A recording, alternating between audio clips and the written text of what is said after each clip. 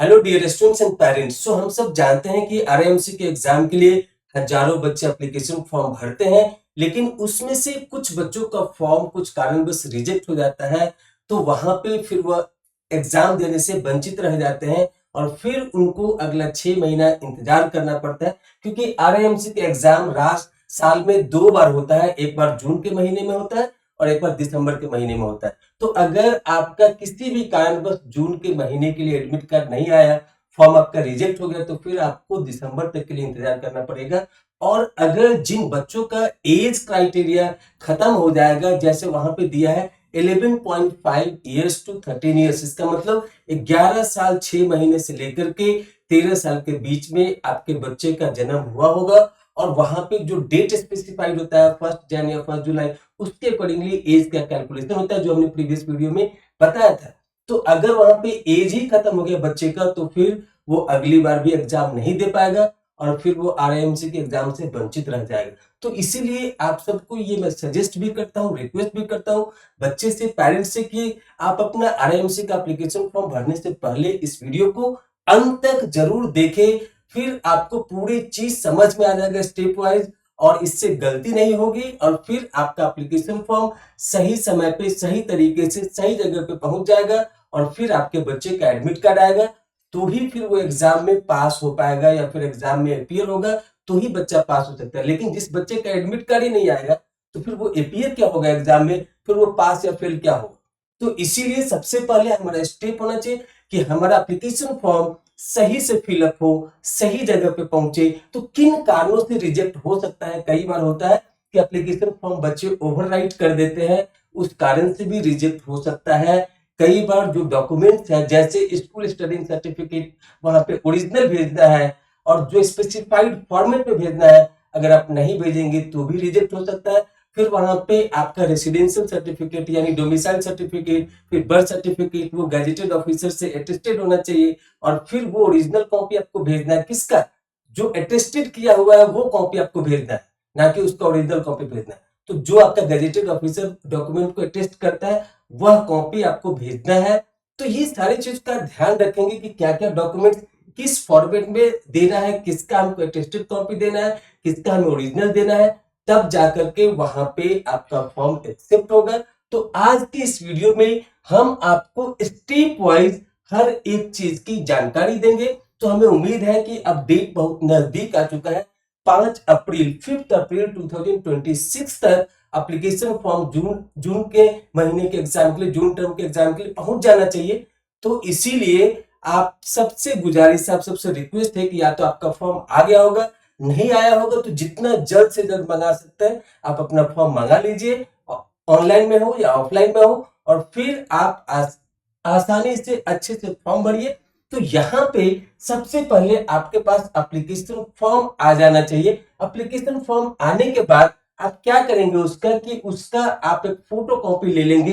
Application form आपको इस तरीके से मिलेगा। तो यहाँ पे जो प्रोस्पेक्टस के अंदर ये एप्लीकेशन फॉर्म रहता है, और 2 एप्लीकेशन फॉर्म रहता है। देखिए यहाँ पे 2 एप्लीकेशन फॉर्म रहता है, और ये दोनों भर के भेजना होता है, ऐसा नहीं कि सिर्फ एक को भेजना है। तो यहाँ पे देखिए कि ये दोनों साइड आपको भरना है, और दोनों एप्लीकेशन फॉर्म भरना है और दोनों भेजना है। तो सबसे पहले आपके पास ये एप्लीकेशन फॉर्म आ जाना चाहिए, और इस एप्लीकेशन फॉर्म का प्रिकॉशन के हिसाब से आप पहले इसका फोटो स्टेट करा लीजिए, 1 कॉपी का या 2 कॉपी का, और उसके बाद आप जैसा जैसा उसमें इंस्ट्रक्शन दिया उसके अकॉर्डिंगली आप अपने बच्चे से बोलिए कि उसको फिलअप करे, आप उसको क्रॉस चेक करिए।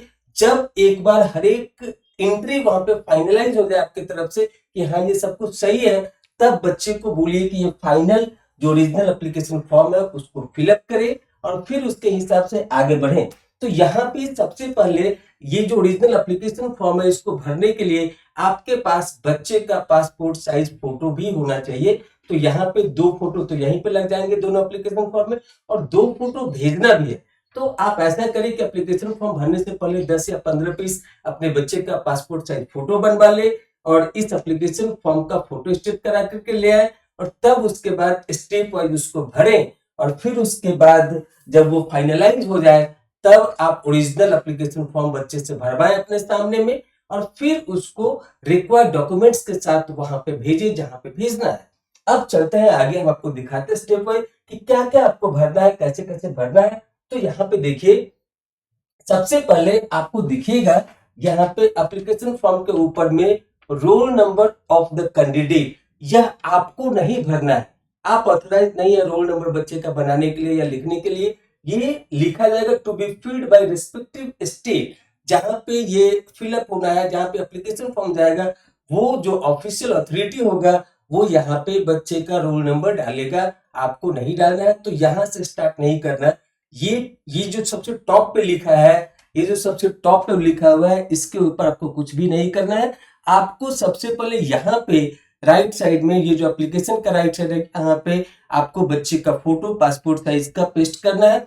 उसके जस्ट नीचे यहाँ बॉक्स दिया है जहां पे बच्चे का सिग्नेचर होगा। तो यहाँ पे उसके बाद आप देखें इंस्ट्रक्शन में लिखा कि form to be filled up by the candidate in his own handwriting in capital letter. आप एक एक चीज को ध्यान से पढ़िए। यहाँ पे पेरेंट्स को परमिशन नहीं है एप्लीकेशन फॉर्म भरने का। कौन फॉर्म भरेगा? बच्चे को फॉर्म भरना है, वो भी कैपिटल लेटर में, स्मॉल लेटर में नहीं, कैपिटल लेटर में। अब उसके सबसे फर्स्ट एंट्री करना, पहले यहाँ पे फोटो आपने चिपका दिया, यहाँ पे फोटो आपने चिपका दिया, फिर उसके बाद उसके नीचे बच्चा साइन करेगा बॉक्स में, और साइन करने के बाद कैंडिडेट का नाम, मतलब जो बच्चे को एग्जाम देना है वो बच्चे का नाम यहाँ पे बच्चे अपने हैंडराइटिंग में फिलअप करेंगे। जो भी उनका नाम है सही सही नाम होना चाहिए। आधार कार्ड में, स्कूल में, सब जगह सेम नाम होना चाहिए। ऐसा नहीं कि आधार कार्ड में कुछ और है, स्कूल में कुछ और है, फिर वो नेम मिसमैच का इशू हो जाए। तो इसलिए आपके बच्चे का आधार का नाम, स्कूल का नाम सेम होना चाहिए, और बच्चे का नाम यहाँ पे जो भी उसका नाम है वो लिखना है। यहाँ पे फर्स्ट नेम, फिर लास्ट नेम, मिडिल नेम है तो मिडिल नेम भी, पूरा नाम आपको बच्चे का लिखवाना है यहाँ पे। उसके बाद है date of birth. So date of birth यहाँ पे बच्चे का फिलअप करना है सही सही, जो आपने स्कूल के रिकॉर्ड में दिया है, जो बच्चे के आधार कार्ड में, किस फॉर्मेट में, तो डी यहाँ पे डालना है। पहले डेट 2 डिजिट में, जैसे किसी का जन्म अगर 4 मार्च को है तो 04 लिखना है। फिर उसका मार्च है तो यहाँ पे मंथ MM, यहाँ पे ईयर है तो इस फॉर्मेट DDMMYYYY। तो अगर किसी बच्चे का जन्म 4 मार्च को है, फॉर एग्जाम्पल 0403, और अगर उसका जन्म ईयर 2014 है तो यहाँ पे भरना है 2014। सो ये चीज आपको इस बॉक्स में भरना है। हमने यहाँ पे आपको दिखाने के लिए बताया है, यहाँ पे नहीं भरना, उस बॉक्स के नीचे में नहीं लिखना है। सो हमने आपको बताया है बस एग्जाम्पल के तौर पे। आपको DD यहाँ पे लिखना है इस बॉक्स के अंदर में। जैसे अगर बच्चे का डेट है 4 मार्च तो यहाँ पे 04, फिर यहाँ पे 03, फिर ईयर में अगर 2014 का है तो 2014। ये हमने एग्जाम्पल आपको दिया है। आप अपने बच्चे का डेट ऑफ बर्थ फिलअप करेंगे, ऐसा नहीं कि हमने जो एग्जाम्पल दिया वो भरेंगे तो गलत हो जाएगा। आपको अपने बच्चे का date of birth DDMMYYYY format में भरना है। अब उसके बाद place of birth. So place of birth में जैसे यहाँ पे किसी का सिटी है, दिल्ली है, पटना है, बैंगलोर है, तो वो आप यहाँ पे लिख सकते हैं। किसी का तो यहाँ पे डिस्ट्रिक्ट है तो यहाँ पे फॉर एग्जाम्पल यहाँ पे आप लिख सकते हैं इसको इस तरीके से। किसी का जन्म अगर पटना में हुआ है तो लिख सकता है यहाँ पे पटना। फिर आप क्लैरिटी के लिए अंदर में बिहार भी लिख सकते हैं, ये ऑप्शनल है, आप नहीं भी लिखेंगे बिहार तो भी चलेगा। सो यहाँ पे प्लेस ऑफ बर्थ। अब यहाँ पे प्लेस ऑफ बर्थ में ये नहीं कि गली मोहल्ला कौन सा स्ट्रीट था, कौन सा जगह था, लोकल प्लेस नहीं डालना, सिर्फ यहाँ पे सिटी डालना। पटना है तो पटना, बैंगलोर है तो बैंगलोर, दिल्ली है तो दिल्ली, और ब्रैकेट में आप क्लैरिटी के लिए उस स्टेट, जिस स्टेट से आप बिलोंग करते हैं वो आप लिख सकते हैं, वो ऑप्शनल है। उसके बाद है रिलीजन। सो रिलीजन सबका अलग अलग हो सकता है। यहाँ पे कोई हिंदू होगा, कोई मुस्लिम होगा, कोई सिख होगा, तो जिस रिलीजन से आप बिलोंग करते हैं वो रिलीजन यहाँ पे फिलअप करना है। और इसके बाद आता है नेशनलिटी। सो आप भारतीय हैं तो यहाँ पे नेशनलिटी में इंडियन लिखना होगा। यहाँ पे आपको बच्चे का height in terms of centimetre यहाँ पे फिलअप करना है। जैसे आपके बच्चे का हाइट अगर 130 सेंटीमीटर है, 124 जो भी है, आप उसको मेजर कर ले और एग्जैक्ट हाइट यहाँ पे सेंटीमीटर के फॉर्म में भरे, वेट केजी के फॉर्म में भरे। यहाँ पे जो भी आपके बच्चे का वेट है वो वेट यहाँ पे केजी के टर्म्स में फिलअप करें। फिर उसके बाद आई साइट यहाँ पे पूछता है बच्चे का, तो यहाँ पे राइट का और लेफ्ट का आई विजन आपको यहाँ पे फिलअप करना है। आप डॉक्टर से चेकअप करा करके पूछ सकते हैं कि मेरे बच्चे का आई विजन क्या है, वो यहाँ पे आपको फिलअप करना है। नेक्स्ट है बच्चे का जेंडर, अगर बच्चा लड़का है तो यहाँ पे डालेंगे मेल, बच्चे है अगर लड़की है तो वहां पर डालेंगे फीमेल। सो ये यहाँ पे जेंडर भरना है। उसके स्टेट ऑफ डोमिसाइल, यहाँ पे बहुत लोग मिस्टेक कर देते हैं कि उनका जहां का डोमिसाइल सर्टिफिकेट है बच्चे का, पेरेंट्स का, वो यहाँ पे फिलअप करना है। स्पेशली बच्चे का डोमिसाइल सर्टिफिकेट कहाँ का है वह जरूरी है यहाँ पे, स्टेट ऑफ डोमिसाइल। तो फॉर एग्जाम्पल अगर कोई बच्चा बिहार का है लेकिन वो दिल्ली में रहता है तो वहां पे भी उसको स्टेट ऑफ डोमिसाइल में बिहार का भरना पड़ेगा। हाँ, बिहार का है लेकिन दिल्ली में इतने साल चला रहा है कि दिल्ली का नागरिकता उसको मिल गया, दिल्ली का डोमिसाइल उसके पास है, तो जिस शहर का या जिस स्टेट का डोमिसाइल है वो यहाँ पे स्टेट ऑफ डोमिसाइल या जो भी यूनियन टेरिटोरी है वहां का आपको नाम यहाँ पे फिलअप करना है। सो फॉर एग्जाम्पल कोई आंध्रा का तो उसको लिखना पड़ेगा आंध्र प्रदेश, कोई तेलंगाना का है तो वहां पे लिखना पड़ेगा तेलंगाना। तो जिस स्टेट से आपका बच्चा बिलोंग करता है, जिस स्टेट का उसके पास डोमिसाइल सर्टिफिकेट है, आप यहाँ पे वही डालें, इसमें किसी तरीके की गलती ना करें।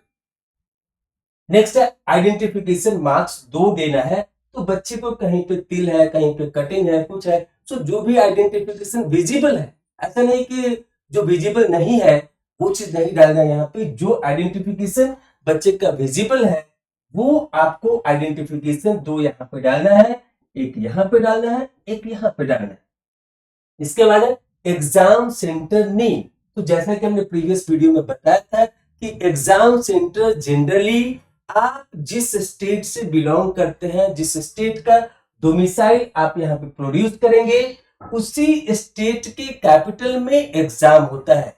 जैसे एग्जाम्पल के लिए मैं यहाँ पे बता रहा हूँ कि अगर कोई बच्चा बिहार से बिलोंग करता है और वो दिल्ली में रहता है लेकिन डोमिसाइल सर्टिफिकेट उसने बिहार का दिया है, तो उसका एग्जाम सेंटर भी बिहार के पटना में होगा।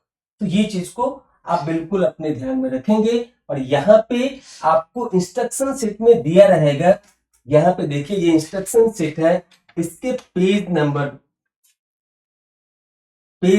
4, 5, 6, 7 में सारे स्टेट के लिए दिया हुआ है कि अगर आप बिहार से हैं तो कहाँ पे आपका फॉर्म जाएगा और कहाँ पे आपका सेंटर होगा। तो यहाँ पे लिखा हुआ है एग्जाम सेंटर। सो आसाम के बच्चे हैं तो उनका जो एग्जाम सेंटर होगा वो गुवाहाटी होगा, बिहार के बच्चे हैं तो उनका एग्जाम सेंटर पटना होगा, आप छत्तीसगढ़ के हैं तो आपका एग्जाम सेंटर रायपुर होगा। तो जिस स्टेट का डोमिसाइल है तो उसी स्टेट का कैपिटल वहां का एग्जाम सेंटर होता है इस एग्जाम के लिए, तो वो भी आप केयरफुली यहाँ पे फिलअप करेंगे। इसमें किसी तरीके की गलती नहीं करिएगा और कोई चेंज नहीं होगा। ऐसा नहीं कि आपने कुछ वहां पे भर दिया वो फिर बाद में चेंज होगा, नहीं होता है ऐसा।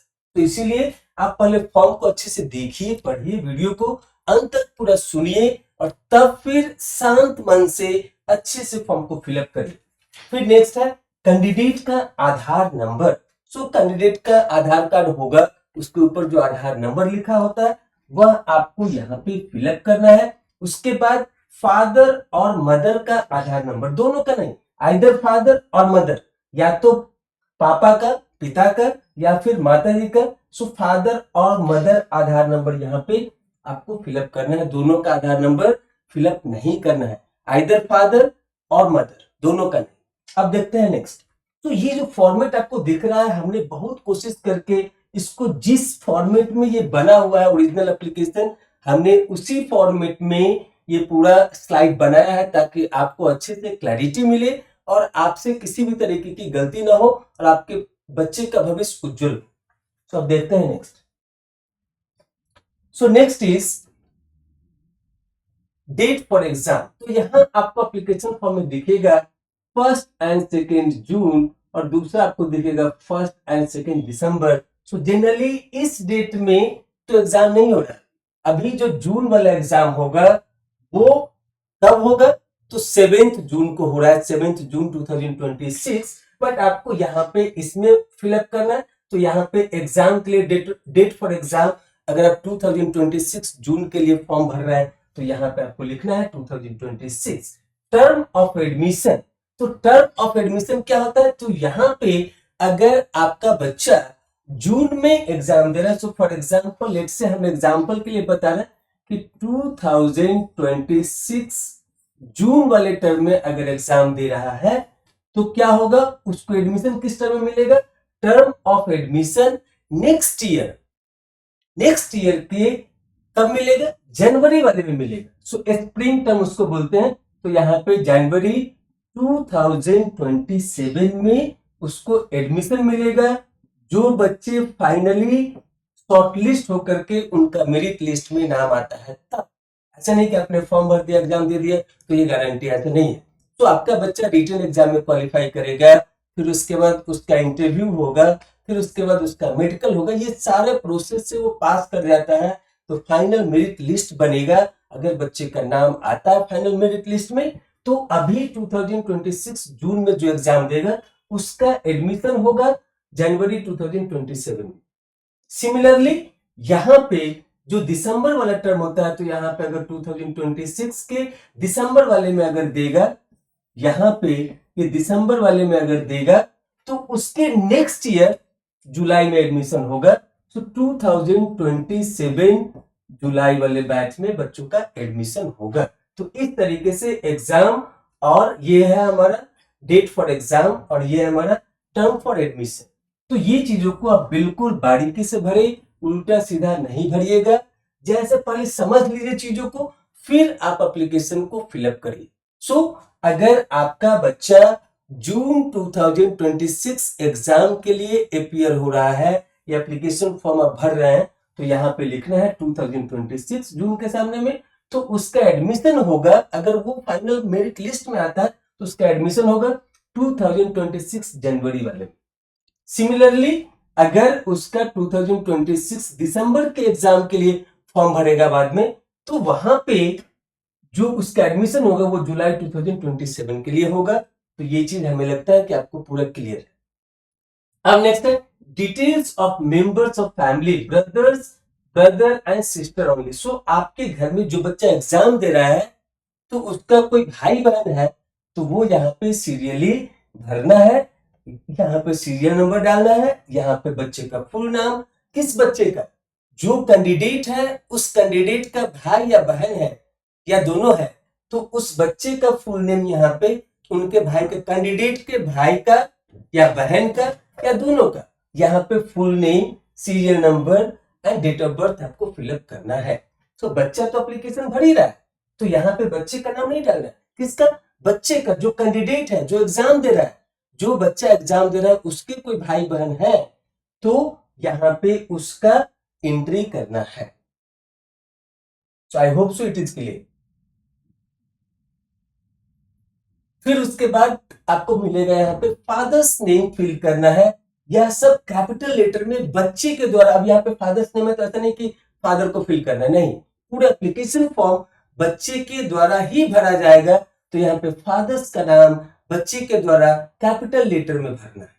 फिर उसके बाद फादर्स का ऑक्यूपेशन, अगर वो सेल्फ एम्प्लॉयड है, बिजनेसमैन है, नौकरी में है, गवर्नमेंट सर्विस में है, डिफेंस में है, प्राइवेट, जो भी उनका ऑक्यूपेशन है वो आपको यहाँ पे स्पेसिफाई करना है।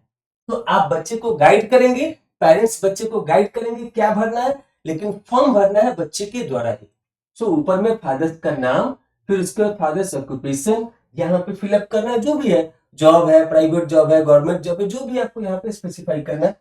फिर उसके फादर्स का एनुअल इनकम, जो भी उनका इनकम है, तो आप यहाँ पे फिगर में जैसे यहाँ पे आप रुपीज का सिंबल बना दीजिए। अगर आपका वार्षिक आय है 5 लाख का तो आप यहाँ पे 5 लाख भर दीजिए। आपका वार्षिक आय है 2 लाख का, 2 लाख भरिए। आपका 10 लाख है, 10 लाख भरिए। तो यहाँ पे फादर्स का एनुअल इनकम भरना है और यहाँ पे आप अंक में भरे। अगर और आपको सेफ्टी सिक्योरिटी चाहिए तो आप ब्रैकेट में इसको वर्ड में भी भर सकते हैं, लेकिन फिगर में रहना जरूरी है। सो 5 लाख है तो यहाँ पे आप इसको लिख सकते हैं 5 लाख, 5 लाख।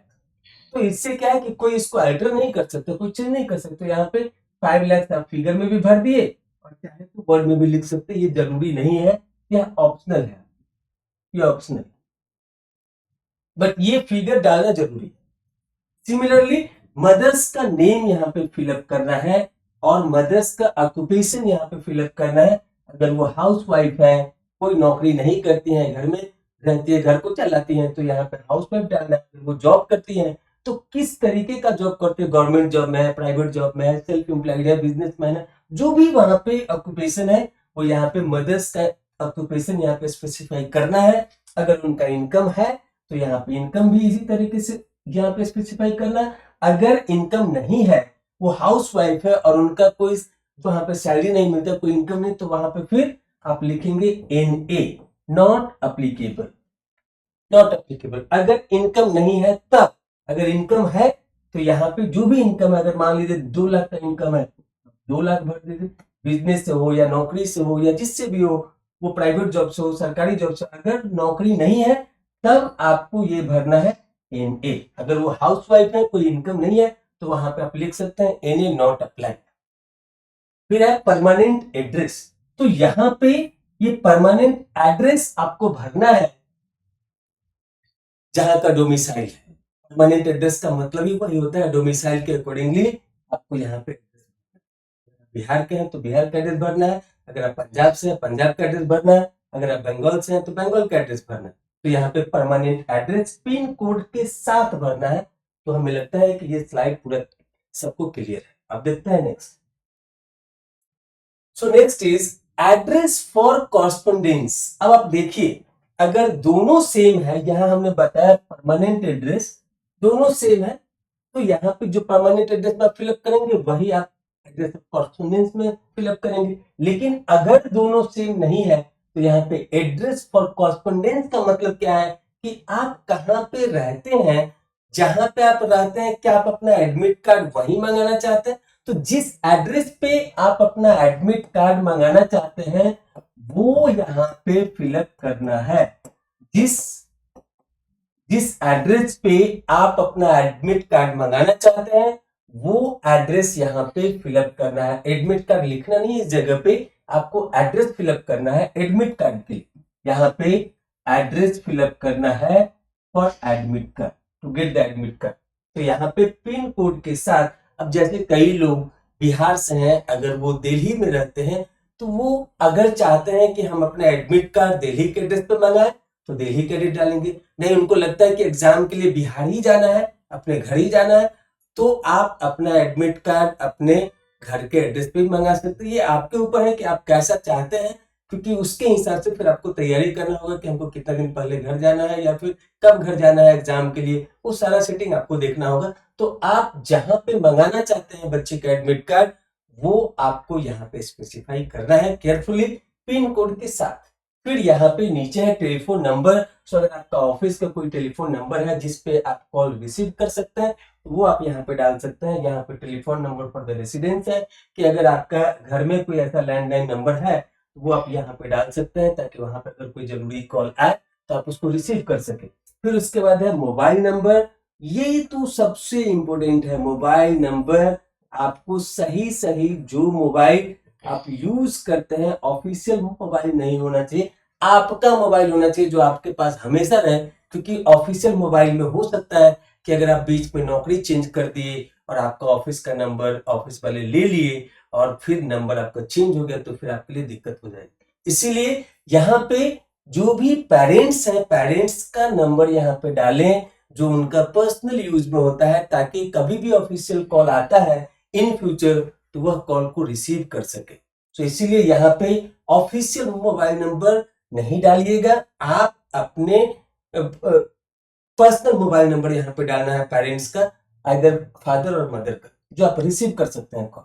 इसके बाद है ईमेल आईडी। सो ईमेल आईडी में भी सेम चीज, आपको पर्सनल ईमेल आईडी यहाँ पे डालना है, पर्सनल ईमेल आईडी। क्योंकि अगर आप ऑफिशियल ईमेल आईडी डालेंगे और अगर बीच में आपने ऑफिस चेंज कर लिया, जॉब चेंज कर लिया, जॉब छोड़ दिया, जॉब छूट गया, तो फिर आपको जो भी ऑफिशियल मेल आना होगा वो आपको नहीं मिलेगा। तो इसीलिए सजेशन है कि आप यहाँ पे email ID, personal email ID दीजिए, ताकि आप कहीं भी रहें तो आप उस मेल को देख सके, कभी भी मेल आए तो आप उसे चेक कर सके, चाहे आप ऑफिस में हो या ना।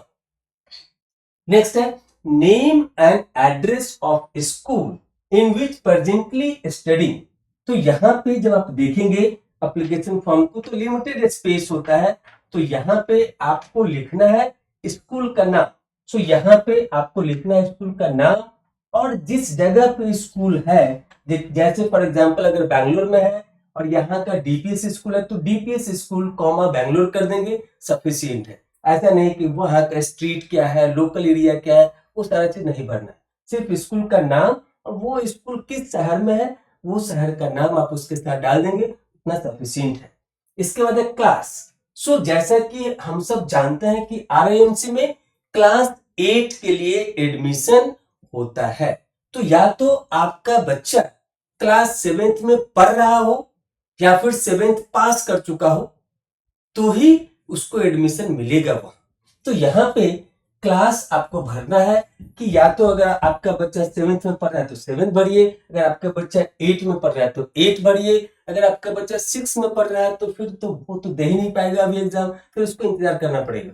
अगर कोई 5 में है तो वो भी नहीं दे पाएगा। तो यहाँ पे ऑलरेडी लिखा हुआ इंस्ट्रक्शन में कि बच्चे या तो 7th क्लास में पढ़ रहे हो या फिर 7th क्लास पास आउट हो और एज एलिजिबिलिटी उसका हो, तो फिर वो इस फॉर्म को भर सकता है। तो यहाँ पे क्लास आपको स्पेसिफाई करना है, और जिस मीडियम के स्कूल में पढ़ते हैं, बहुत सारे बच्चे स्टेट मीडियम में पढ़ते हैं, स्टेट का जैसा कि बिहार के बच्चे हिंदी मीडियम में पढ़ सकते हैं, कर्नाटक के बच्चे कन्नड़ा मीडियम में पढ़ सकते। तो जिस मीडियम ऑफ इंस्ट्रक्शन में आपका बच्चा पढ़ रहा है, अगर वो सीबीएसई बोर्ड में इंग्लिश मीडियम में पढ़ रहा है तो आपको यहाँ पे इंग्लिश भरना है, अगर हिंदी मीडियम में पढ़ रहा है तो हिंदी भरना है, अगर कोई रीजनल लैंग्वेज में पढ़ रहा है तो रीजनल के यहाँ पे जो भी वहां का लैंग्वेज है वो आपको भरना है। So I hope it is clarified now.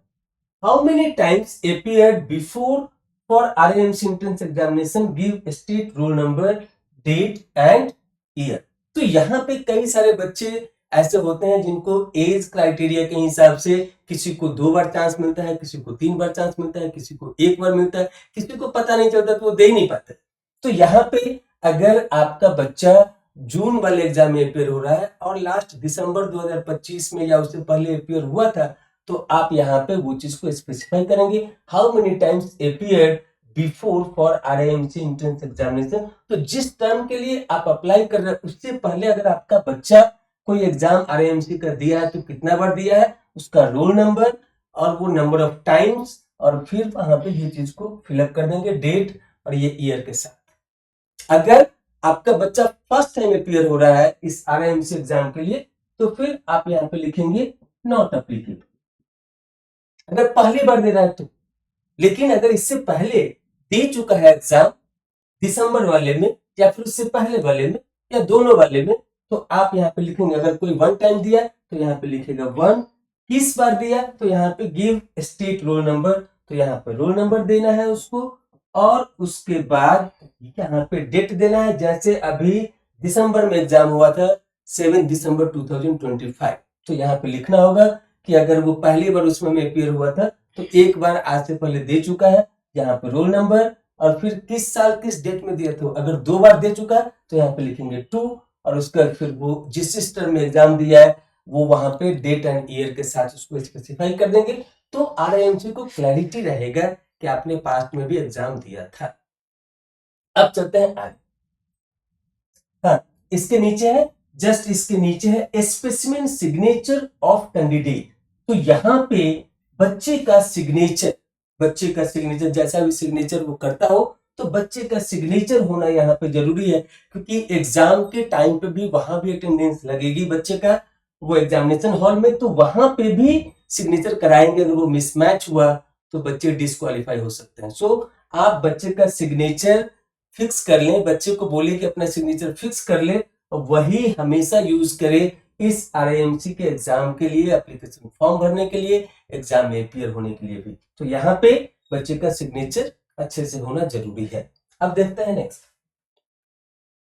So next is brief resume of military service rendered by the candidate father or near relative if any. So अगर आपके घर में आपके माँ पिताजी दादा दादी कोई भी डिफेंस में सर्विस दिया हो या आपके कोई रिलेटिव वहां पे सर्विस किए हो और अगर आपको इसके बारे में पता हो तो आप यहाँ पे ब्रीफ रिज्यूम कर सकते हैं, आप उसको फिलअप कर सकते हैं कि आप किनको जानते हैं जो आपके घर में है या फिर आपके रिलेटिव है, उनका नाम, उनका जो भी आइडेंटिफिकेशन बैच नंबर या जो भी उनका वो कार्ड में होगा नंबर, वो आप यहाँ पे स्पेसिफाई कर सकते हैं। अगर नहीं है तो नॉट अप्लीकेबल। अगर आपके घर में या आपके रिलेशन में कोई डिफेंस को बिलोंग नहीं करता तो नॉट अप्लीकेबल।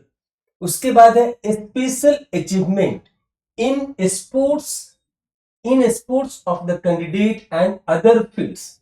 तो यहाँ पे अगर आपके बच्चे ने किसी भी स्टेट लेवल में, डिस्ट्रिक्ट लेवल में, स्कूल लेवल में अगर कोई स्पोर्ट्स में ऐसा अचीवमेंट किया है तो आप यहाँ पे उसको स्पेसिफाई करें। उसके अलावा कोई बच्चा वहां पे स्कूल कंपटीशन होता है, फिर ओलंपियाड होता है, स्कॉलरशिप एग्जाम भी होता है, सो जो भी आपके बच्चे का अचीवमेंट है वो आप यहाँ पे स्पेसिफाई कर सकते हैं। तो यहाँ पे आपको स्पेसिफाई करना है। उससे क्या होता है कि आपके कैंडिडेट का, आपके बच्चे का प्रोफाइल उनको दिखता है और फिर उसके हिसाब से उसकी प्रायोरिटी भी बढ़ सकती है in future for the interview part. So यहाँ पे ये गारंटी नहीं है, आपको इसके अकॉर्डिंग जो भी यहाँ पे दिया है इसके अकॉर्डिंग आपको डेटा फिलअप करना है, बाकी सब उनके ऊपर छोड़ दीजिए कि वो क्यों ये सब चाहते हैं। सो स्पेशल अचीवमेंट जो भी है वो स्पेसिफाई करिए और वो डॉक्यूमेंट्स भी आपके पास होना चाहिए, भेजना नहीं है, लेकिन इन फ्यूचर अगर आपने कुछ यहाँ पे स्पेसिफाई किया और वो बोलेंगे कि आप दिखाओ, जैसे कोई डिस्ट्रिक्ट लेवल पे किसी स्पोर्ट्स चैंपियनशिप में उसने जीता है और वहां पे अथॉरिटी अगर एडमिशन के टाइम पे पूछता है कि आप ये डॉक्यूमेंट्स लेकर के आओ तो आपको दिखाना पड़ेगा। तो इसीलिए आप ऐसा कुछ भी ना भरे जो आप उसमें प्रोड्यूस नहीं कर सकते हैं। आपके पास जो है वो जेन्युइन डेटा, जेन्युइन सर्टिफिकेट सब कुछ है, तभी आप इसको फिलअप करिए, अदरवाइज नॉट अप्लीकेबल भी लिख सकते हैं। इसीलिए जो भी जानकारी यहाँ पे दे रहे हैं वो जेन्युइन होना चाहिए, सही होना चाहिए, सच होना चाहिए और वो डॉक्यूमेंट्स आपके पास होना चाहिए।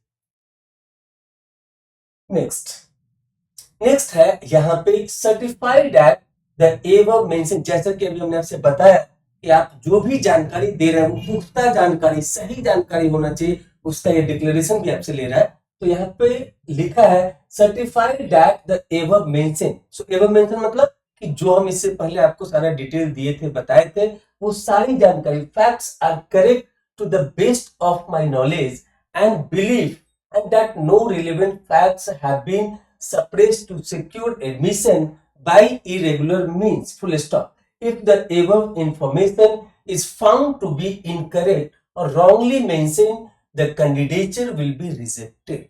तो जैसा कि पहले हमने आपसे बताया कि आप हर एक जानकारी, हर एक डॉक्यूमेंट्स आप जेन्युइन रखिए, जो भेजेंगे वही आपसे मांगा जाएगा बाद में जरूरत के हिसाब से, वो आपको प्रोड्यूस करना होगा। तो किसी भी जानकारी को हल्के में, गलत रूप में वहां पे रिप्रेजेंट मत करिए। जो सही जानकारी है, चाहे बच्चे का डेट ऑफ बर्थ हो, चाहे उसका एज हो, चाहे वो वहां पे जो भी उसका आधार कार्ड का नंबर है या फिर आपका डिटेल्स है, हर एक जानकारी, हाइट, वेट, आई विजन, जो भी इंफॉर्मेशन वहां पे मांगा गया है, हर एक जानकारी सही होना चाहिए।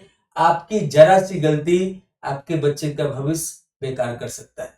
तो इसीलिए आप अभी से इन चीजों के लिए सतर्क हो जाइए और सही जानकारी, सही डॉक्यूमेंट्स यहाँ पे भेजिए। तो इसीलिए ये डिक्लेरेशन लिया है। यहाँ पे आपका सिग्नेचर ऑफ पेरेंट और गार्जियन यहाँ पे करना है और यहाँ पे आपको डेट मेंशन करना है, जिस डेट में आप सिग्नेचर करके फॉर्म भेजने वाले हैं, यहाँ पे प्लेस आपको देना है और यहाँ पे राइट साइड में सिग्नेचर ऑफ पेरेंट और गार्जियन के जस्ट नीचे है सिग्नेचर ऑफ हेडमास्टर और प्रिंसिपल ऑफ कैंडिडेट स्कूल। तो जिस स्कूल में बच्चा पढ़ रहा है वो आइदर गवर्नमेंट स्कूल हो, प्राइवेट स्कूल हो, रिकॉग्नाइज्ड स्कूल होना चाहिए, वो कंपलसरी। प्राइवेट स्कूल भी सीबीएसई, आईसीएसई, स्टेट बोर्ड से रिकॉग्नाइज होते हैं, सो रिकॉग्नाइज्ड स्कूल होना चाहिए। तो उस स्कूल का, जिस स्कूल में आपका बच्चा पढ़ रहा है, जो ये एप्लीकेशन फॉर्म भर रहा है, तो उसके हेडमास्टर का या प्रिंसिपल का, जो भी वहां पे अथॉरिटी, हायर अथॉरिटी, उसका सिग्नेचर सील मोहर के साथ जो भी स्कूल का सील मोहर होता है तो प्रिंसिपल का सिग्नेचर सील मोहर के साथ डेट के साथ आप यहाँ पे अटेस्टेड करवाएंगे, यहाँ पे उनका सिग्नेचर होना जरूरी है। यहाँ पे हमने आपको लिखा है RAMC होलोग्राम। ये होलोग्राम आपको नहीं बनाना है, ये हमने दिखाया है सैंपल के लिए कि जब आप ओरिजिनल एप्लीकेशन फॉर्म मंगाएंगे तो आपको यहाँ पीछे में दिखेगा, ये होलोग्राम आपको दिखेगा। ये होलोग्राम होना जरूरी है। कई बार होता है, कई बार पेरेंट्स मिस्टेक से क्या करते हैं, फॉर्म वो ले लेते हैं और उसका जीरोक्स करा के भेज देते हैं। जीरोक्स भी नहीं चलता है, ओरिजिनल एप्लीकेशन फॉर्म। कई बार क्या होता है कि पड़ोसी का बच्चा ने RAMC का फॉर्म मंगाया है, चलो उसका जीरोक्स करवा लेते हैं और फिर अपने बच्चे का ही भर के भेज देते हैं, तो भी रिजेक्ट हो जाएगा। सो ये ओरिजिनल एप्लीकेशन फॉर्म में ये होलोग्राम होता है RAMC का, वो होना जरूरी है। और ये ओरिजिनल एप्लीकेशन फॉर्म है। यहाँ पे आपको इस फॉर्म का सीरियल नंबर भी होगा, तो ये सीरियल नंबर भी होना चाहिए और ये होना चाहिए, यहाँ पे होलोग्राम होना चाहिए। प्रिंटेड एप्लीकेशन फॉर्म जो वहां से प्रोस्पेक्टस के अंदर में आता है वही आपको भेजना है, फोटो कॉपी एक्सेप्ट नहीं होगा। यही सब कारणों से छोटी छोटी गलतियां करने से बच्चे का एप्लीकेशन रिजेक्ट हो जाता है। तो आप इन सब चीजों का ध्यान रखना है कि हमें ओरिजिनल ही भेजना है और दोनों भेजना है, या दोनों एप्लीकेशन फॉर्म भेजना है, पूरा बच्चे के द्वारा फिल करा के रिक्वायर्ड डॉक्यूमेंट्स को साथ में लगा के और ये ओरिजिनल फॉर्म भेजना है। सो आप सब बुद्धिमान है, तो बात समझ गए होंगे। अब बताते हैं next, checklist of documents to be. यहीं पे बहुत लोग मिस्टेक कर जाते हैं, तो इसीलिए आप एक एक को चेक करते जाइएगा और अपने चेकलिस्ट में टिक मारते जाइएगा कि क्या हमने सारा चीज सही जानकारी, सही डॉक्यूमेंट्स सही फॉर्मेट में बना के भेज रहे हैं या नहीं। तो यहाँ पे देखिए, पहला है the affixed photograph on the application form must be signed by the candidates below the photograph in the box. तो ये क्या बोल रहा है, ये जो एप्लीकेशन फॉर्म है इसके टॉप में, दोनों एप्लीकेशन फॉर्म के टॉप में जो यहाँ पे फोटो पेस्ट करना है, पासपोर्ट साइज का फोटो यहाँ पे पेस्ट करना है और उसके नीचे बच्चे का यहाँ पे सिग्नेचर होना चाहिए। ये नीचे वाले बॉक्स में सिग्नेचर होना चाहिए दोनों फॉर्म में। तो सबसे पहले ऊपर फोटो के ऊपर सिग्नेचर नहीं करना है। कई बार बच्चे मिस्टेक करते हैं कि फोटो के ऊपर सिग्नेचर कर देते हैं। फोटो आपको पेस्ट करना है 2 पासपोर्ट साइज का और उसके नीचे जो बॉक्स दिए हैं उस बॉक्स में साइन करना है। और फिर आपको देखिए आगे क्या पूछ रहा है। उसके बाद बोले तो ये हो गया कि आपको बच्चे का फोटो, आपको बच्चे का फोटो पहले आपने पेस्ट कर दिया, तो ये काम हो गया। अब उसके बाद दूसरा है 2 additional photographs must be sent along with the application form duly signed by the candidate on the reverse side। तो जैसा कि हमने बताया कि आप एक ही बार 10, 15, 20 पासपोर्ट साइज का फोटो बनवा लीजिए, जितना आपको मर्जी हो, कम से कम 10 तो होने चाहिए, क्योंकि यही एप्लीकेशन फॉर्म का फोटो फिर बाद में आपको एडमिशन के टाइम पे भी जरूरत पड़ेगा। तो आप 10, 12, 15 बना के रख सकते हैं सेफ साइड में। तो उसमें से 2 तो आपका एप्लीकेशन फॉर्म के साथ लग गया है। अब उसके बाद 2 आपको भेजना है, तो उस फोटो पे, पासपोर्ट साइज के फोटो पे पीछे में बच्चे का नाम लिखा होना चाहिए ताकि वो रिकॉग्नाइज कर सके कि यह आपके बच्चे का फोटो है। तो यहाँ पे ये हो गया पूरा। अब सी में है copy of the birth certificate duly attested bye class 1 gazetted officer. तो आपके पास बच्चे का बर्थ सर्टिफिकेट होगा, क्या करना है, तो बर्थ सर्टिफिकेट का फोटो स्टेट करवा करके फिर उसको फर्स्ट क्लास गैजेटेड ऑफिसर से अटेस्ट करवा करके वह कॉपी भेजना।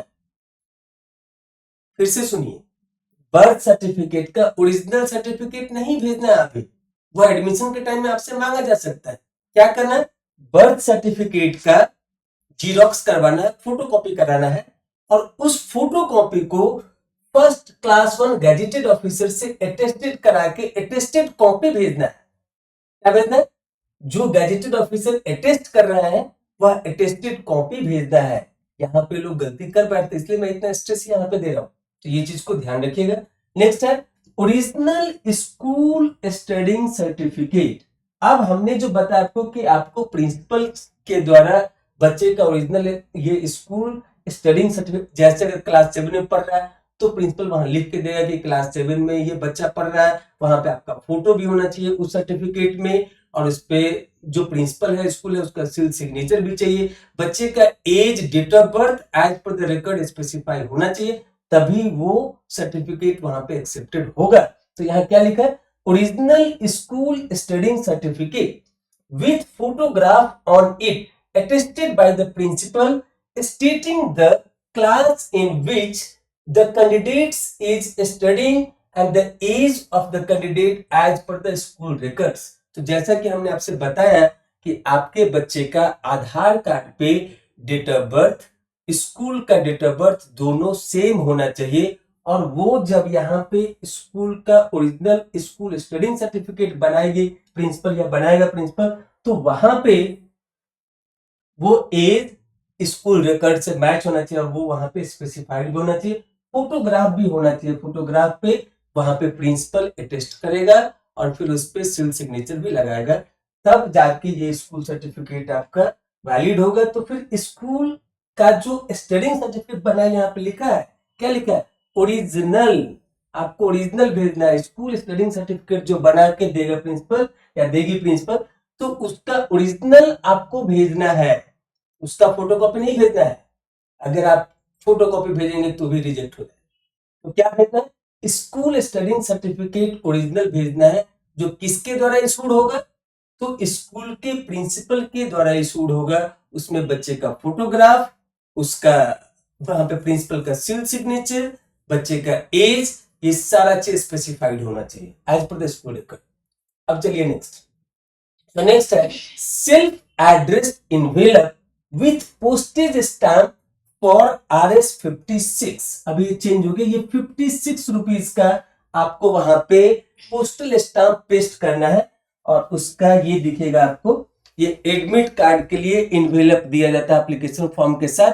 तो इस एप्लीकेशन, ये जो एप्लीकेशन फॉर्म के साथ एडमिट कार्ड का इनवेलप है, यहाँ पे आपको 56 रुपीज का क्या करना है, तो डाक पोस्ट, यहाँ पे जो भी वहां पे पोस्टल स्टैम्प होता है वो आपको यहाँ पे चिपकाना है, पेस्ट करना है।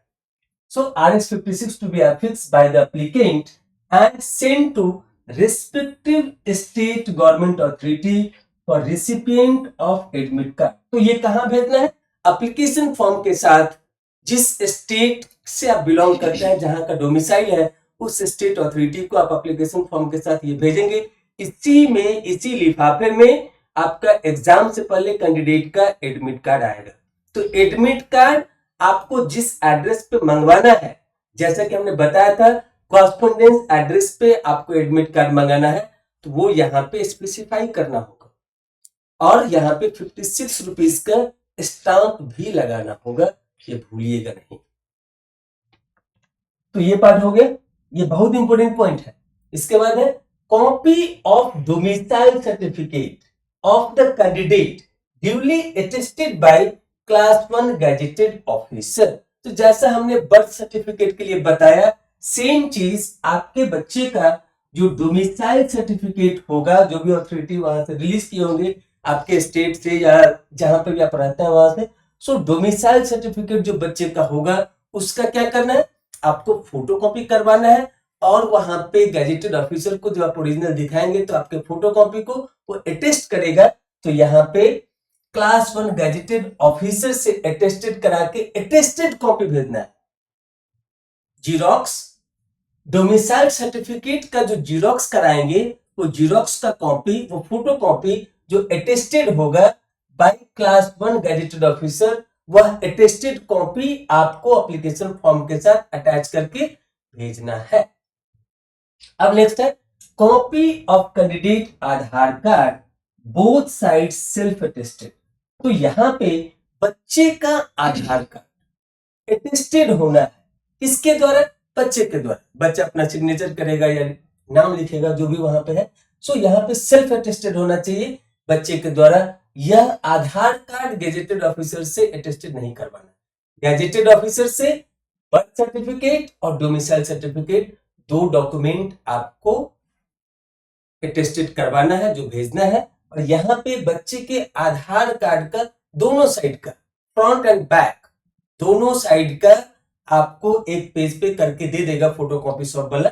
तो उसको सेल्फ अटेस्टेड करके इस एप्लीकेशन फॉर्म के साथ भेजना है। सो आई होप सो इसमें हर एक पॉइंट्स आपको क्लेरिफाइड है। अब देखते हैं आगे।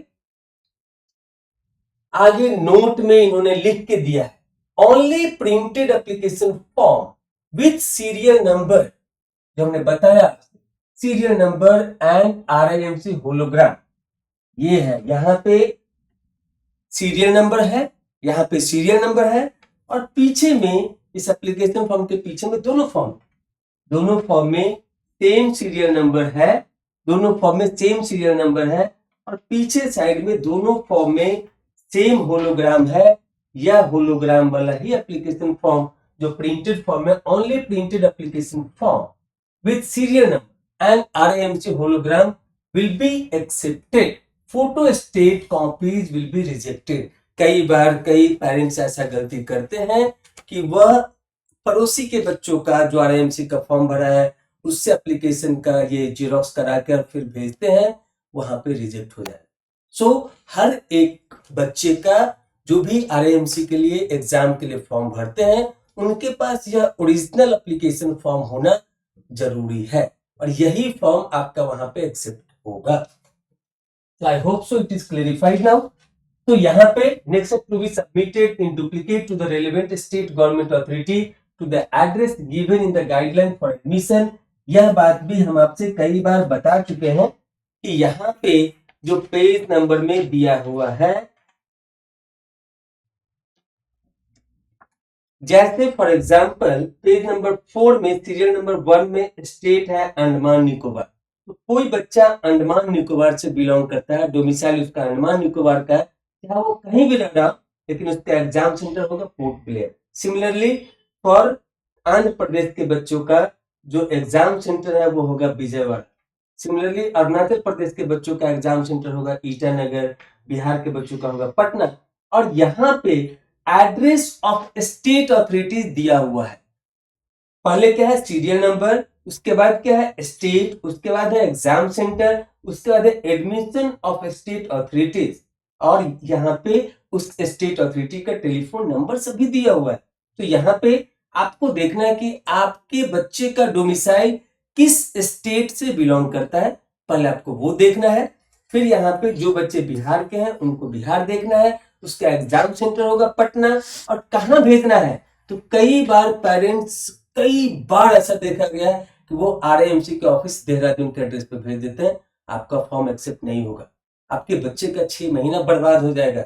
आपके बच्चे का अगर एज खत्म हो रहा है वो फिर दोबारा RIMC का एग्जाम नहीं दे पाए। अगर बच्चे का एज लिमिट खत्म हो गया और एप्लीकेशन सही जगह पे नहीं गया तो फिर अगली बार वो एग्जाम ही नहीं दे सकता है। तो आप हर एक चीज को अच्छे से समझ करके फिर आप एप्लीकेशन फॉर्म को फिलअप करें और जगह पे भेजेंगे तब वो एक्सेप्ट हो। तो बिहार का बच्चा अगर है उसको कहाँ भेजना है, तो पटना भेजना है। किस एड्रेस पे, तो यहाँ पे दिया है the under secretary to government of Bihar home, उसके ब्रैकेट में है special department Sardar Patel Bhavan B Bailey road Patna Bihar और यहाँ पे फोन नंबर भी दिया। सो यहाँ पे आप ये पिन नंबर पिन है 800023। तो जो भी स्पेसिफाइड एड्रेस है, एड्रेस ऑफ स्टेट अथॉरिटी को ही ये एप्लीकेशन फॉर्म भेजना है। ये बहुत लोगों को पता नहीं होता है, वो गलतियां कर बैठते हैं। सो आपके बच्चे का एग्जाम कहाँ होगा, तो जहां का उसका डोमिसाइल है उसके स्टेट के कैपिटल में एग्जाम होगा और वहां पे जो एड्रेस स्पेसिफाइड है इसमें, इसी एड्रेस पे स्टेट अथॉरिटी को एप्लीकेशन फॉर्म भर के भेजना है। अब वो उनका काम है कि आपका डेटा फिर RIMC को जैसे आपका शॉर्टलिस्ट होगा फिर वो रिपोर्ट करेंगे, वो उनका इंटरनल मैटर है। लेकिन आपको जो फॉर्म भेजना है, मंगवाना है फॉर्म RIMC से, मंगवाना है फॉर्म RIMC देहरादून से और फॉर्म भेजना है स्टेट अथॉरिटी को जिस स्टेट से आपका बच्चा बिलोंग करता है, जहां का उसके पास डोमिसाइल है और उसी स्टेट के कैपिटल में या जो भी यहाँ पे एग्जाम सेंटर स्पेसिफाइड है उसी एग्जाम सेंटर पे उसका एग्जाम होगा। तो हमें उम्मीद है कि हम इतना मेहनत किए हैं आपके लिए, आपके बच्चों के लिए, ताकि आप एप्लीकेशन फॉर्म सही से फिलअप कर पाए, किसी भी तरीके का मिस्टेक ना हो, और फिर आपके बच्चे का एडमिट कार्ड आए और फिर आपका बच्चा एग्जाम दे सके। और फिर हमारी शुभकामना उसके साथ है कि वह क्वालिफाई भी करे, रिटन में भी करे, इंटरव्यू में भी करे, मेडिकल में भी करे, और फाइनल मेरिट लिस्ट में उसका भी नाम आए, परिवार का, अपने रिलेटिव्स का, अपने जिला का, अपने राज्य का, अपने देश का नाम रोशन करे। और इसी के साथ हमारी शुभकामना आप सबके साथ है। हमने इससे पहले कुछ वीडियो बना के दिया था, उसमें अपना डिटेल्स भी दिया था। सो आपको अगर और भी कुछ डाउट रह गया हो तो आप वहां से हमारा नंबर फाइंड आउट करके हमें कॉल करके पूछ सकते हैं। किसी भी तरीके का डाउट हो आप पूछ सकते हैं। आप स्ट्रैटेजी के लिए पूछ सकते हैं कि मेरा बच्चा एक बार एग्जाम दे चुका है, अभी वो दोबारा अपीयर होना चाहता है, पहली बार में थोड़ी से रह गया था, तो अभी क्या करना चाहिए। आपका बच्चा पहली बार अपीयर हो रहा है तो कैसे स्ट्रैटेजी बनाना चाहिए। आपके बच्चा को अभी और भी एक चांस है तो आपको क्या करना चाहिए। आपको जैसा भी हेल्प चाहिए आप हमसे संपर्क कर सकते हैं। सो अभी के लिए यह वीडियो हमने इतना मेहनत से बनाया है आपके लिए, ताकि आपका बच्चे का भविष्य उज्जवल हो। एप्लीकेशन फॉर्म किसी भी सूरत में गलत नहीं हो, सही एप्लीकेशन फॉर्म सही जगह पे पहुंचे, ताकि आपके बच्चे समय का फायदा उठा सके। तो आपसे एक रिक्वेस्ट भी है कि इस वीडियो को ज्यादा से ज्यादा लोगों तक शेयर करें और इस पुण्य काम के भागीदार बने, ताकि कोई भी लोग एप्लीकेशन फॉर्म जो भी भर रहा है बच्चा, उसका समय बर्बाद नहीं हो, वो सही से सही तरीके से फॉर्म को भर सके, सही डॉक्यूमेंट्स को सही जगह पे अटैच करके वहां पे। और भी मैं एक सजेशन आपको देना चाहता हूँ कि आप उसको स्टेपल ना करें ये सारे डॉक्यूमेंट्स को। एप्लीकेशन फॉर्म के साथ एक पिन आता है लगाने वाला, वो पिन के साथ आप करके, वो पिन ऐसा जो पेपर को पंच नहीं करता, उसके अंदर छेद नहीं करता, तो ऐसा भी एक पिन आता है जो आप उसके ऊपर लगाएंगे, वो भेजेंगे तो वहां पे पिन, वो पिन का छेद भी नहीं होगा, और फिर सुरक्षित रूप से आपका सारा डॉक्यूमेंट्स एप्लीकेशन के साथ सही अथॉरिटी को मिल जाएगा। आप ये एप्लीकेशन फॉर्म को रजिस्टर्ड पोस्ट या स्पीड पोस्ट से भेजेंगे। एक और सजेशन है कि रजिस्टर्ड पोस्ट या स्पीड पोस्ट के साथ आप वहां पे एक्नॉलेजमेंट भी अगर अटैच कर देते हैं तो और भी बेहतर होगा। वह ऑप्शनल है, तो उससे क्या होगा कि जब एक्नॉलेजमेंट जो ऑफिसर वहां पे एक्नॉलेज करेगा, आपके एप्लीकेशन को रिसीव करेगा, वो एक्नॉलेज करेगा, और वहां से वो एक्नॉलेजमेंट वापस आपके एड्रेस पे आपके पास आएगा। तो इससे ये गारंटी हो जाएगा कि आपने जो एप्लीकेशन भेजा था वह सही जगह पे डिलीवर हुआ है, सही ऑफिसर उसको एक्सेप्ट किया, या सही अथॉरिटी उसको रिसीव किया है और फिर उसको एक्नॉलेज भी किया है। याद रखिए समय सीमित है, 5 अप्रैल 5 अप्रैल 2026 जून एग्जाम के लिए लास्ट डेट है। जून 2026 में जो एग्जाम होगा उसके लिए 5 अप्रैल 2026 लास्ट डेट है फॉर्म पहुंचने का, फॉर्म भरने का नहीं। तो इसलिए अगर आपके पास फॉर्म आ गया है तो आप थोड़ा सा समय लेकर के उसको अच्छे से पढ़ के और सिस्टमेटिक वे में जितना जल्द से जल्द आप उसको भेज सके तो आपके लिए अच्छा रहेगा, ताकि समय से वो जो भी पोस्ट है वहां पे पहुंच सके और आपके बच्चे का समय से एडमिट कार्ड भी आ सके। अगर आपने नहीं मंगाया तो जितना जल्दी हो सकता है आप अपना एप्लीकेशन फॉर्म मंगाइए और जल्द से जल्द फॉर्म भर के फिर उनको भेज दीजिए बिना किसी गलती के। तो आप थोड़ा सा शांति से, क्योंकि यहाँ पे आपके बच्चे के भविष्य की बात है, तो इसीलिए हमने थोड़ा टाइम लेकर के वीडियो बनाया है। वीडियो हो सकता है थोड़ा लंबा भी होगा, तो आप पेशेंस के साथ पूरे वीडियो को शुरू से लेकर के लास्ट तक पढ़ें, समझे, सुने, और फिर डॉक्यूमेंट्स को देखें, अपने एप्लीकेशन फॉर्म को देखें, तब फाइनल फॉर्म भर के भेजे। सो इसी के साथ आप सबको बहुत बहुत धन्यवाद। Thank you for watching this video.